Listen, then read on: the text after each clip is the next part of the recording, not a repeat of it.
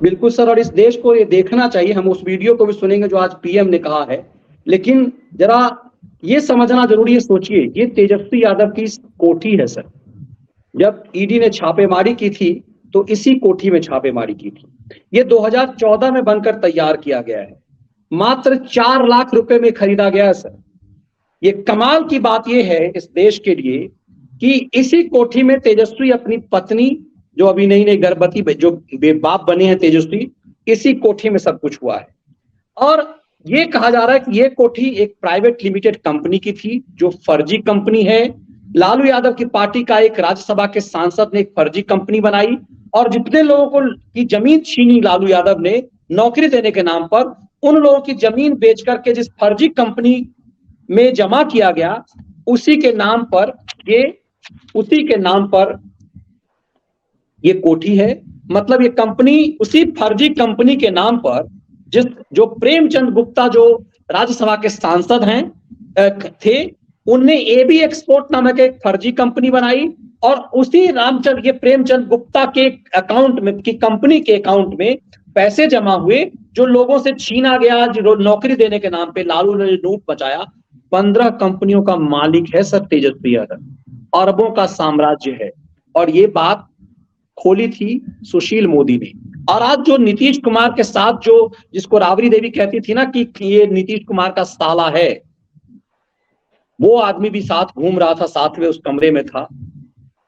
और ये इन सभी ने इसकी इसकी पोल खोली है। ये तस्वीर बता रही है कि गरीबों का मसीहा लालू प्रसाद यादव ने बिहार के आम आदमी का खून चूस करके क्या किया। और सिर्फ बिहार के लोगों का नहीं, जरा प्रधानमंत्री को सुन लीजिए आज पीएम ने क्या कहा था, जिस चीज की आप चर्चा कर रहे थे, सोचा व्यूअर्स को सुना ही नहीं।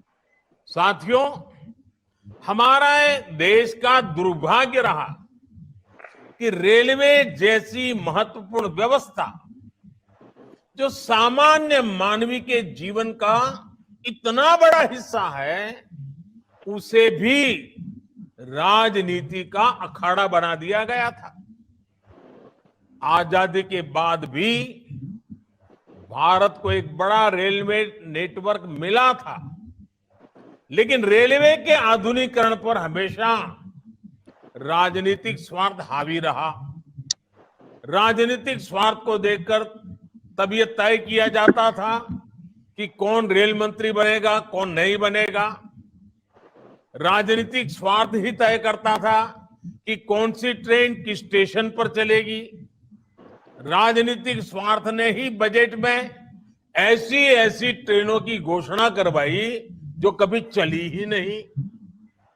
हालत ये थी कि रेलवे की भर्तियों में राजनीति होती थी, बड़े पैमाने पर भ्रष्टाचार होता था। हालत ये थी कि गरीब लोगों की जमीन छीनकर उन्हें रेलवे में नौकरी का झांसा दिया गया। देश में मौजूद हजारों मानव रहित क्रॉसिंग को भी। सर, क्या यह संभव है कि जब प्रधानमंत्री ऐसी टिप्पणी करे तो सुप्रीम कोर्ट ऐसे सफेदपोश माफियाओं को, चोरों को, जिस देश की जनता का पैसा लूटा है, उसे बचा लेगा कोई अदालत क्या? मनीष जी, वो खुद कह रहे हैं, प्रधानमंत्री कह रहे हैं कि आम आदमी को नौकरी के नाम पर जमीन छीन लिया जाता था। सीधा हमला लालू यादव जैसे लोगों के लिए किया। उन्होंने इशारा किया कि किस तरह से रेल मंत्री बनने के लिए सेटिंग होनी थी। ये पूरा देश जानता था। रामविलास पासवान, नीतीश कुमार, लालू प्रसाद यादव, ये सब बिहार से, ममता बनर्जी, सच्ची के जाफर शरीफ, ये सब रेल मंत्री बनने के लिए क्या क्या सौदे होते थे सर। ये मैं मनीष जी, ये तो कहा, हम लोग बोले थे कि ये जरा समझ लीजिए कि नरेंद्र मोदी ने आज ये ट्रेलर दिया है। ये जैसे आर्मी डे पे या एयरफोर्स डे पे जहाजों की नहीं परेड होती तो गोली भी चलती है, जहाज भी बम गिराते हैं, पैराशूट से भी आदमी कूदता है। ये उस तरह का ट्रेलर है। आज नरेंद्र मोदी ने, मैंने कहा पूरे मूड में आ चुके हैं, हम लोग पहले भी कह चुके हैं कि आज नरेंद्र मोदी ने इससे एक हल्की सी झलक दी कि 2024 के चुनाव में क्या होने वाला है, क्या होने वाला है। ये जो जमीन लूट है, ये लूट तब तक कहाँ पहुंच चुकी होगी, इसके नतीजे क्या हुए होंगे, और उसका एक नमूना आज नरेंद्र मोदी ने फिर दे दिया, इनको ट्रेलर दिया है।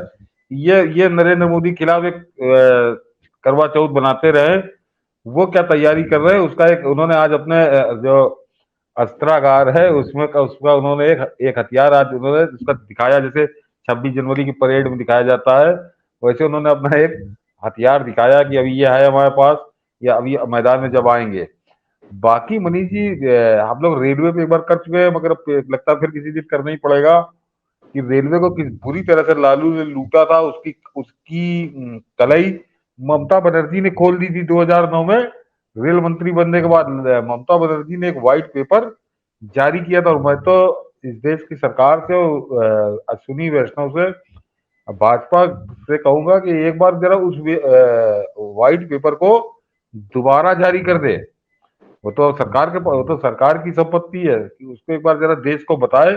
तो उसमें नाम नहीं लिया था ममता ने, लेकिन ये इतना बुरी तरह से तिलमिला गया था लालू कि ममता के लिए अपशब्दों की बौछार कर दी थी, क्योंकि ममता ने बिना नाम लिए जो तथ्यों के साथ किया था, तो ये पता चला था जो खैराती 5 साल तक उसको बताते रहे कि बड़ा गजब का मैनेजमेंट किया है, उसकी धज्जियां उड़ गई थी। और वो बाद में अब ये जॉब फॉर लैंड लैंड तो वो वाला काम ही कर ही रहा है, लैंड फॉर जॉब वाले स्कैम में। तो ये इसको मनीष जी और हाँ एक चीज और बता दूं कि मनीष जी वंदे भारत ट्रेन आज जो शुरू की है नरेंद्र मोदी ने, उसका एक बड़ा उपलक्ष्य में बोला जबरदस्त उन्होंने ये बात। उसी समय उन्होंने बोला है कि फिर बता दो कि जनता की बात करो कि जनता कैसे उसको स्वीकार रही है, देश कैसे स्वीकार रहा है उस वंदे भारत ट्रेन को। मेरे ख्याल से आसपास 15वां या 16वीं ट्रेन है ये जो जी शुरू हुई है, और अभी तक जितनी ट्रेन चली है ये कोई बहुत पहले से नहीं, ये फरवरी 2019 में जिस दिन वो आपको ध्यान होगा दर्शकों को कि जिस दिन वो पुलवामा वाला अटैक हुआ था उसके दूसरे ही दिन इसकी शुरुआत होनी थी। तो नरेंद्र मोदी दूसरे एक दिन छोड़ के होनी थी, तब नरेंद्र मोदी उस उद्घाटन पे बोले थे पुलवामा अटैक के बारे में। तो फरवरी 2019 से और आज ये 16 और ये अगस्त तक 15 अगस्त तक इनको 75 इनकी संख्या हो जानी है। और अभी तक मनीष जी जो 15-16 ट्रेनें चली हैं उनकी जो रिकॉर्ड आया है कि 99% कैपेसिटी, यानी जनता खुले हाथ से उसको स्वागत कर रही है, उसका खुले मन से स्वागत कर रही है, लोगों को रास आ रही है। इन्होंने बड़ी खिल्ली उड़ाई थी कि इस पर कौन चलेगा, इन्होंने गुम्मे चलवाए, आपके बिहार में गुम्मे चले, हमारे उत्तर प्रदेश में गुम्मे चले, पत्थर चलवाए, लेकिन वो जनता ने इनको फिर वहां पे घुमा के थप्पड़ मारा। वंदे भारत ट्रेन पे 99% कैपेसिटी के साथ वो चल रही है, यानी करीब करीब एक फिगर में पड़ रहा था करीब 60 लाख लोग अब तक यात्रा कर चुके हैं। केवल 15 ट्रेनें हैं और अभी फरवरी 2019 से शुरू हुई थी, कोरोना में तो बंद ही रही समझिए। तो नरेंद्र मोदी क्या दे रहे हैं रेल को, ये उसके साथ इन लोगों ने कैसे लूटा था रेल को, यह बहुत बड़ा मुद्दा आने वाले 2024 में बनने जा रहा है, जहां इनको भागे रास्ता नहीं मिलेगी।